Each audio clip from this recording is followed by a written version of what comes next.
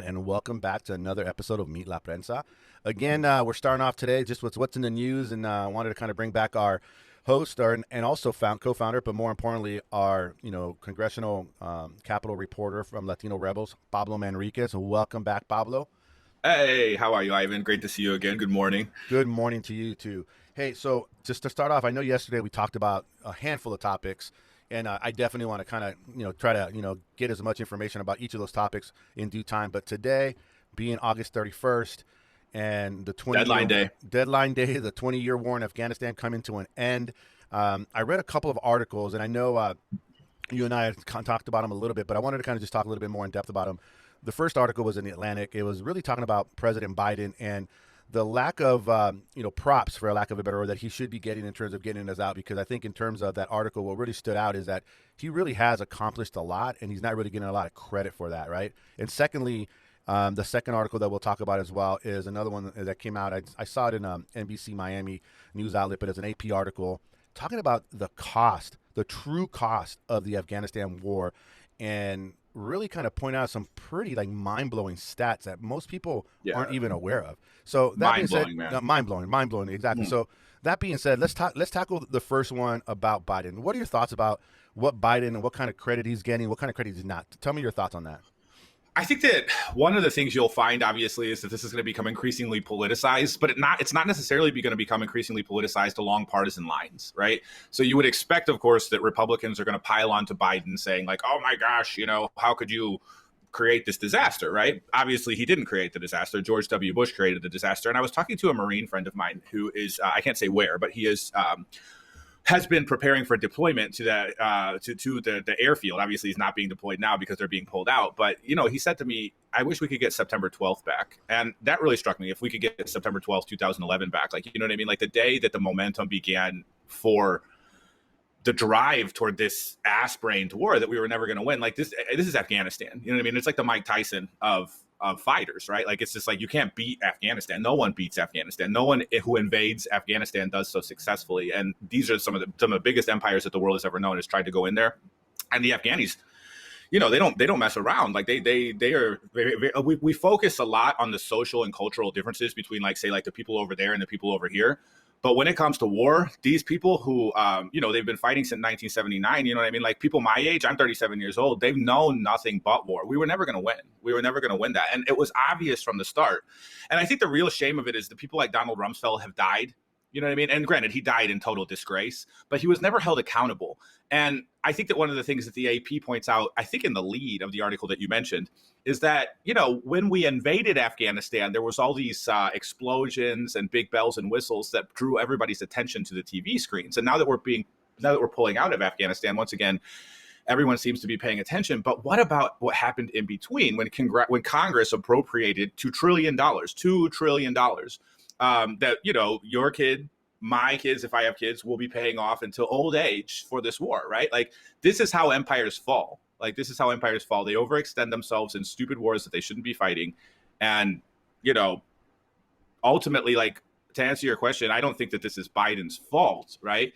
As much as the Washington press would love to tell you that like, oh, this is Biden's fault. I can't believe how could he have not known that pulling out of Afghanistan was going to be a disaster?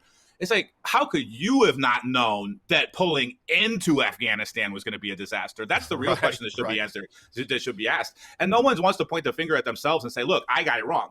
Now, I can tell you, Ivan, I got it wrong. I was a writer on my high school newspaper at the onset of the war, and I was a total warmonger. Granted, I was like 18 years old, but I was a total warmonger about it. It was like fun to say like, oh, we're going to go over there and kick everyone's ass.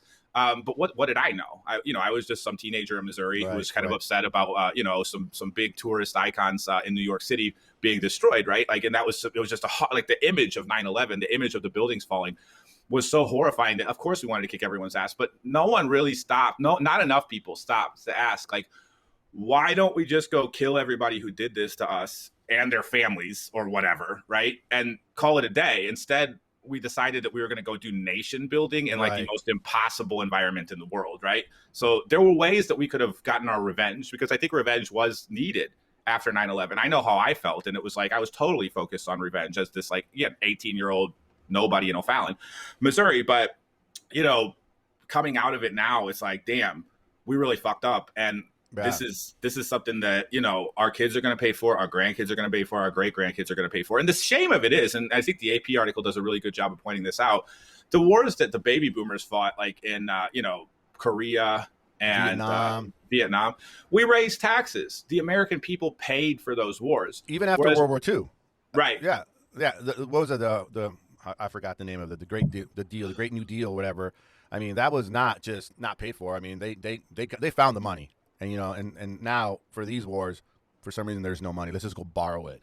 we just spent on credit for something that has no value add, and that ultimately Right. is the story, I think, of the waning influence of baby boomers in politics. It's a generation, at least politically, that spent on credit. You know what I mean? And Right. they never really they never wanted to take any pain. You Like know, the idea, it's funny you said that because I think one of the things that stood out in the article when you look at that credit and the way we paid for this war, you know, the right way we now, didn't pay for it. right now, the mainstream media is all about the $2 trillion war, $2 trillion war. But that last couple of sentences, in terms of when they do the calculation in that AP article, it's going to cost us $6.5 trillion. That's if we pay it off. And we're not gonna. We're not going to Like pay it that's off. the thing. We as Americans, there's no reason for people to operate in good faith with us anymore as partners in something like this. This is the big problem. We've hung our Afghan allies out to dry. Now, granted, to the Biden administration's credit, they evacuated 116,000 Right. people in the last 2 weeks. That makes the Dunkirk evacuation during World War II, you know, look like nothing, right? Like this is Right. one of the biggest, most epic evacuations from a war zone of all time, right? But you know, again, like this is a situation where Biden has had skin in the game. I actually met Beau Biden before he died. You know, he was a good guy. He was one of these guys that, like, you know, he was quiet, sort of soft-spoken dude. But you could tell that he loved America, that he had served with honor, you know what I mean, and that he wasn't there to brag about it, right? He was Right. just there. When I met him, we were campaigning for Obama, and he, you know, we would go door to door. He did his job, and then he went home at the end of the day, and it was just sort of like, wow, what a real. At the time, I was just thinking, like, what a really low key guy, you know, like. But you know, that was Biden's skin in the game. That was Biden's Right. skin in the game. So it's like it's impossible to.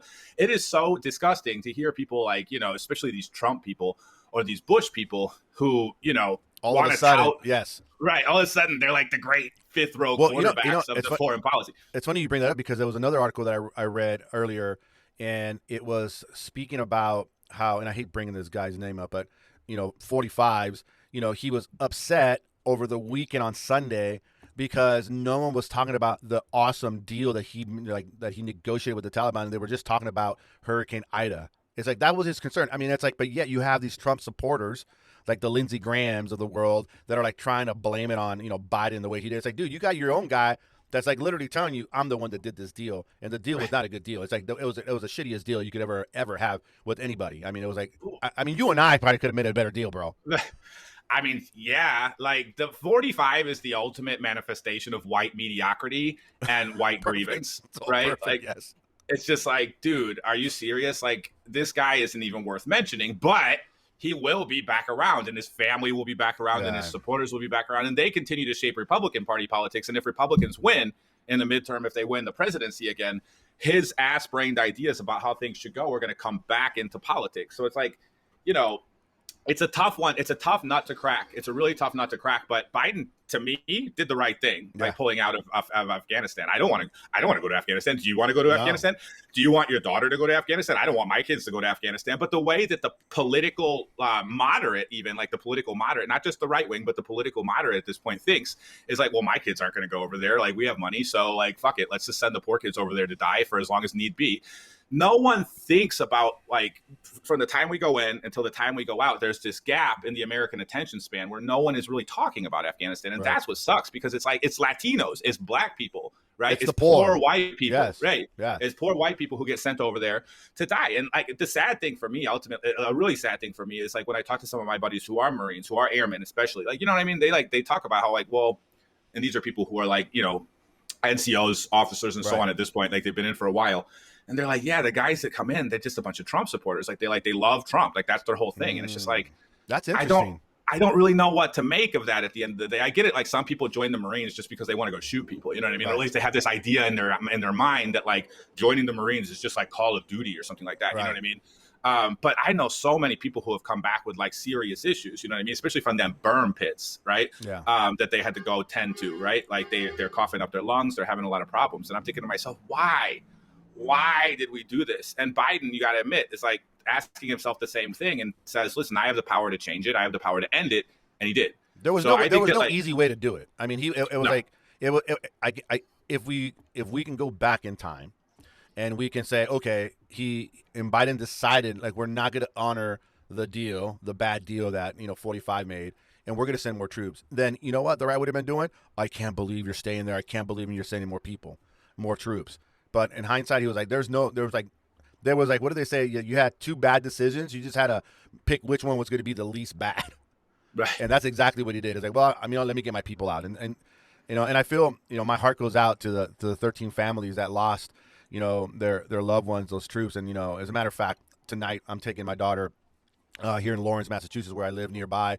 They're having a vigil for the one sergeant, female sergeant that passed.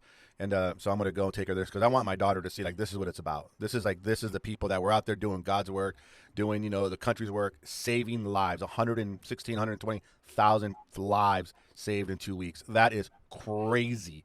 Yeah. Well, the sad thing, though, and this is what your daughter and people her age are going to be exposed to from the, I hate to say it, but like the political class here in Washington, is that every time the Taliban takes a village, every time they chop somebody's head off, anytime they do anything, like anytime the average age, like 75% of like the Afghanistan is under 25 years old. These are like YouTube generation people who are now armed to the teeth with our own weapons, right? So there's going to be a lot of like social media and stuff like that, like we saw in Iraq with ISIS and stuff like that. These guys that just like kidnap people and murder them online. And every time that happens, people are going to blame Biden. And it's just like, and people are going to blame Democrats, and then Republicans are going to come to power, and there will be a push. Ivan, mark my words, there will be a push to go back there. Yeah. Like, we need to do something about what we just saw on YouTube is going to be the American, like the American. And thing. Lindsey Graham will be in the front of that line. Right. And like the thing about, yeah, no, you're absolutely right. It's just brutal because it's going to be white guys like Lindsey Graham sending brown guys and black guys and poor whites to go kill people over there. Right. Or worse, it'll be us just leveraging our superior air power in the form of drones, like our capacity to drone people to blow up entire villages. I mean, like every time that, and this happened time and time again during the Iraq war and the Afghanistan war, we would target like a situation where we were like, there's a fighter there that we need to kill.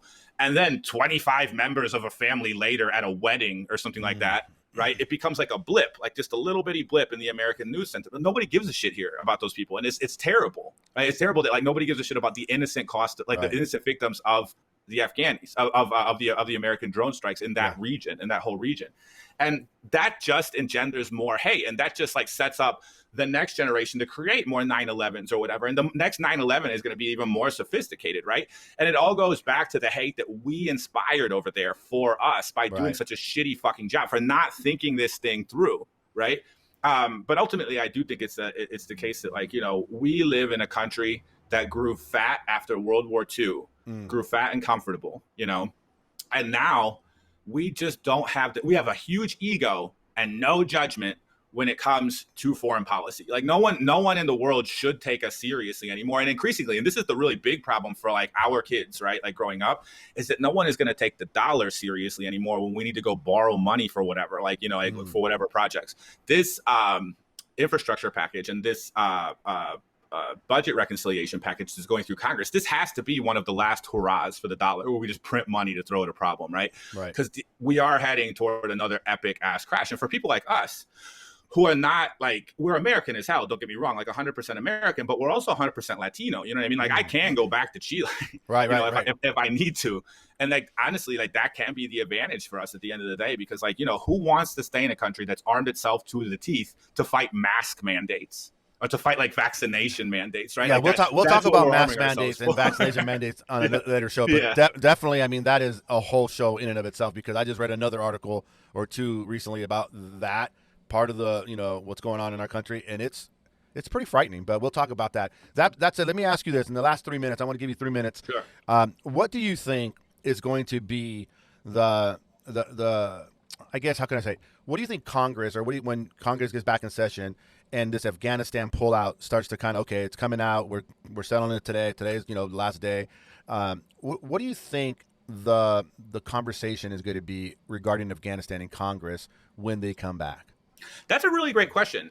I think that what the Biden administration is going to try and do is pivot the attention toward other crises that they're addressing, say the conflict in New Orleans, the hurricane in New Orleans, the COVID crisis, these kind of things, while pushing quietly a legislative agenda that Republicans are going to oppose with nothing but venom. But like I was saying before, because we've left all of our weapons there, and because most of the people in Afghanistan are under 25, I think you're going to start seeing these like murder videos, these awful videos that pop up as fighters come in and take their revenge against people who cooperated with the United States. Like they're going to take their revenge, and these videos are going to pop up on YouTube of people being beheaded, people being shot, people being mass murdered.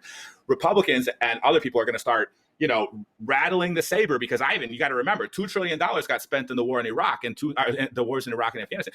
And $2 trillion is a lot of money here in Washington. People have become generationally wealthy on that. And a lot of people have made their entire career's expertise on the fact that they know what's going on in Afghanistan. I visited Afghanistan 5-6 times, and the Biden administration got it totally wrong.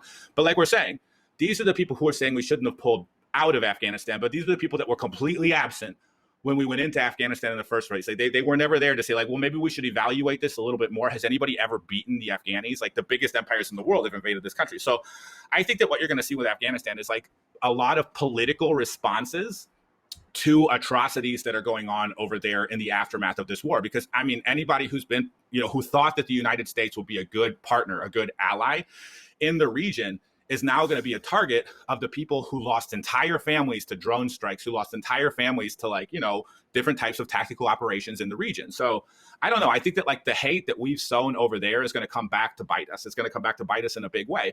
And we've also created an entire generation of combat veterans who have come back from these wars, who require treatment, who require something, who require help, right? Be it for PTSD, be it for physical injuries. And the VA, has remained a problem for a lot of people. A lot of people aren't getting the help they need. So it is a disaster total, un desastre total, and it'll continue to be that way. And Congress will always leverage these disasters. They will always leverage these moments to benefit themselves politically as individuals and as parties. So I think you're going to see the Republican Party trying to run as much as they can on blaming Biden for Afghanistan, which is crazy because obviously it was a Republican, George W. Bush, who got us into that war. And it was a Republican, Donald Trump, who liberated the Taliban from prison after we had captured them. So, yeah, that's what I see. I see there's going to be a push to get back into Afghanistan because the faucet's been turned off. The money that these people have been making, the money that these people have been sending back to their districts is gone now. It's over. And they're going to be upset about that. They're not going to go quietly. I'll tell you what, on that note, I think I'm going to leave it at this because I think one of the things that really stands out in this last comment you made is the faucet has been turned off. The money machine has been turned off for these folks. And let me tell you, if there's one thing I would suggest any viewer to do is go look at the top 5 or 6 government contractors that are publicly traded. Look at their stock ticker over the last 20 years, and it is a straight up and to the right, just straight up and to the right. It's astonishing how few white people we've made rich while making poor whites, Latinos, and brown people die, so that they can make money. And the other thing I'll say is that while the money is being cut off, while the faucet is being turned off, the market on expertise never stopped. We still have Karl Rove on TV. We still have these architects of the war on TV, and we're treating them as legit scholars. John Bolton, this guy is an idiot, a total idiot, right? And always has been. So I don't know how exactly it plays out in Congress, but I will say that anytime you turn the money off on something, especially an expense like an appropriation as big as the wars, there are going to be political consequences. A lot of people are going to whine and scream and complain. And, who knows how it plays out in terms of how defense contractors employ people in certain districts. This could cost the Democrats the midterm, Well, I'll tell you what, we'll leave it at that because I think the midterms are definitely around the corner, but that's going to be another interesting topic to talk about. But in the meantime, Pablo, thanks a lot again for coming on. I enjoy doing this in the morning with you. Yeah, me too, man. This is super fun. Let's stay on top of what's going on, and let's just kind of, let people know, information that I think most people are just kind of not really paying attention to, but hopefully they do. But in the meantime, viewer, if you like what you're seeing here, please like and subscribe and share. It really helps the channel out. Pablo, on that note, as we always say, that's a wrap. That's a wrap.